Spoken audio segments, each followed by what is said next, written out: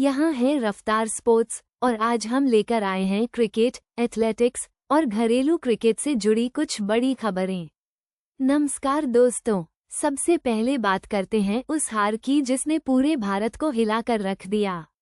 जी हाँ, हम बात कर रहे हैं भारत की अफगानिस्तान से T20 सीरीज में मिली करारी शिकस्त की। ये हार सिर्फ एक हार नहीं थी, ये एक वेक अप कॉल थी। भारत ने 3 मैचों की T20 सीरीज 2-1 से जीती, लेकिन आखिरी मैच में अफगानिस्तान ने जिस तरह का प्रदर्शन किया, वो वाकई चौंकाने वाला था। अफगानिस्तान ने भारत को 212 रनों का लक्ष्य दिया, जिसके जवाब में भारतीय टीम सिर्फ 190 रन ही बना पाई। ये अफगानिस्तान की भारत पर पहली T20 जीत थी। जानकारों का मानना है कि इस हार की कई वजहें थीं। एक तो भारतीय बल्लेबाजी क्रम मध्य ओवरों में रन बनाने में नाकाम रहा। दूसरा, डेथ ओवरों में गेंदबाजी भी उतनी प्रभावी नहीं रही। लेकिन सबसे बड़ी वजह थी अफगानिस्तान का शानदार प्रदर्शन। गुरबाज और इब्राहिम जादरान की ओपनिंग जोड़ी ने शानदार बल्लेबाजी की और भारत पर दबाव बनाए रखा।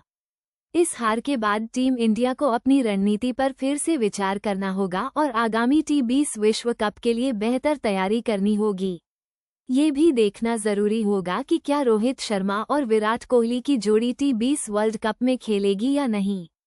क्या युवा खिलाड़ियों को मौका देना चाहिए? आने वाले दिनों में ये सवाल बहुत महत्वपूर्ण होने वाले हैं। अब बात करते हैं नीरज चोपड़ा की, जो पेरिस ओलंपिक की तैयारी में जुटे हुए हैं। नीरज चोपड़ा, भारत के गोल्डन बॉय, जिन्होंने टोक्यो ओलंपिक में स्वर्ण पदक जीतकर इतिहास रचा था, इस बार पेरिस ओलंपिक में भी देश को उनसे बहुत उम्मीदें हैं। नीरज इन दिनों फिनलैंड में ट्रेनिंग कर रहे हैं, जहां वे अपने थ्रोइंग टेक्निक पर काम कर रहे हैं।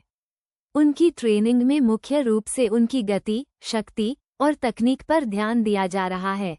नीरज का लक्ष्य है कि वे पेरिस ओलंपिक में अपने व्यक्तिगत सर्वश्रेष्ठ प्रदर्शन को बेहतर करें और एक बार फिर भारत के लिए स्वर्ण पदक जीतें। दिलचस्प बात यह है कि नीरज चोपड़ा ने अभी तक 90 मीटर का आंकड़ा नहीं छुआ है। क्या वो इस बार ये मुकाम हासिल कर पाएंगे? ये देखना दिलचस्प होगा। कुछ खबरें आ रही हैं कि नीरज इस बार अपने अप्रोच रन में कुछ बदलाव कर रहे हैं। वो चाहते हैं कि उनका रन अप और ज्यादा स्मूथ हो, जिससे वो थ्रो करते समय ज्यादा पावर जेनरेट कर सकें। नीरज ने ये भी कहा है कि पेरिस ओलंपिक उनके लिए एक और चुनौती है और वो इसके लिए पूरी तरह से तैयार हैं। अब आते हैं रणजी ट्रॉफी पर, जहां सेमीफाइनल मैचों में अंपायरिंग के कुछ फैसलों पर विवाद हो रहा है। कुछ टीमों ने अंपायरों के फैसलों पर सवाल उठाए हैं और उनका मानना है कि कुछ गलत फैसलों की वजह से उनकी टीम को नुकसान हुआ है। रणजी ट्रॉफी भारत का सबसे प्रतिष्ठित घरेलू क्रिकेट टूर्नामेंट है और इसमें अंपायरिंग की गुणवत्ता को लेकर हमेशा सवाल उठते रहे हैं। कई बार ये देखा गया है कि अंपायर कुछ अहम मौकों पर गलत फैसले दे देते हैं, जिसका सीधा असर मैच के नतीजे पर पड़ता है। इस बार भी कुछ ऐसे ही आरोप लगे हैं और BCCI को इस मामले में ध्यान देना चाहिए।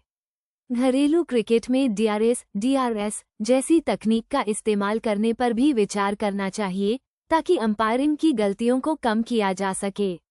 रणजी ट्रॉफी में निष्पक्ष अंपायरिंग बहुत जरूरी है, ताकि युवा प्रतिभाओं को आगे बढ़ने का मौका मिल सके।